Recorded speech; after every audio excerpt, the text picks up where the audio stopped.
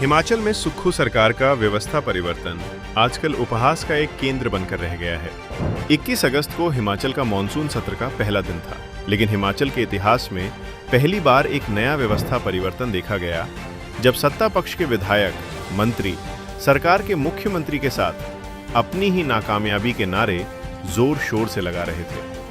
राष्ट्रगान गाना होगा, भारत में अगर रहना होगा, राष्ट्रगान गाना होगा। चंदा चोर कहाँ मिलेंगे? बीजेपी के दफ्तर में। भ्रष्टाचारी कहाँ मिलेंगे? बीजेपी के दफ्तर में। भ्रष्टाचारी कहाँ मिलेंगे? बीजेपी के दफ्तर में। पेपर लीक कहाँ मिलेंगे? बीजेपी के दफ्तर में। नारों का नेतृत्व स्वयं मुख्यमंत्री जी कर रहे थे। हिमाचल में कांग्रेस की सरकार दिसंबर 2022 में बनी थी और सरकार बनने से पहले कांग्रेस ने जयराम सरकार के ऊपर पुलिस भर्ती के पेपर लीक, नकली शराब घोटाला और भ्रष्टाचार के कई अन्य आरोप लगाए थे। सरकार में ऑनेस्टी नाम की चीज नहीं है, एच शब्द उड़ ही गया है।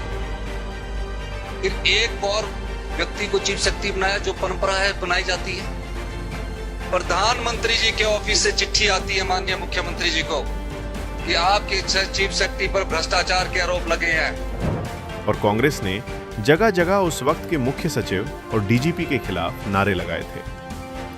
दिसंबर में नेता प्रतिपक्ष मुकेश अग्निहोत्री, पूर्व प्रदेशाध्यक्ष कुलदीप सिंह राठौर और कांग्रेस प्रदेशाध्यक्ष प्रतिभा सिंह की मेहनत से हिमाचल में कांग्रेस की सरकार बन गई थी, लेकिन मुख्यमंत्री मुकेश जी की जगह दुर्घटनावश सुक्खू जी बन गए थे। सरकार बनते ही सबसे पहला कार्य सरकार का होता है कि वो अपने चहेते को मुख्य सचिव और डीजीपी बनाते हैं। और सबसे बड़ी बात कि कांग्रेस ने चुनाव में मुद्दा ही भ्रष्टाचार को बनाया था, इसलिए जयराम सरकार के मुख्य सचिव और डीजीपी को हटाना सरकार की सबसे बड़ी प्राथमिकता थी, लेकिन सुक्खू जी ने उनको छेड़ा तक नहीं। भाजपा सरकार में प्रधानमंत्री कार्यालय से मुख्य सचिव राम सुभाग सिंह को भ्रष्टाचार में संलिप्त होने के कारण एक चिट्ठी निकाली गई।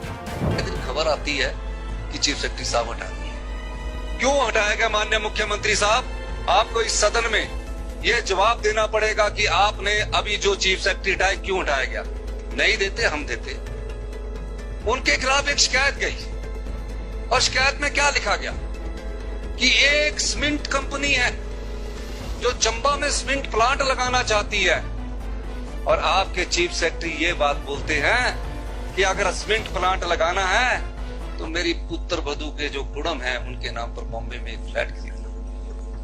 4 करोड़ रुपए का फ्लैट खरीदने की बात की गई, जिसकी वजह से मुख्य सचिव राम सुभाग सिंह को सीएम जयराम ने हटा दिया था।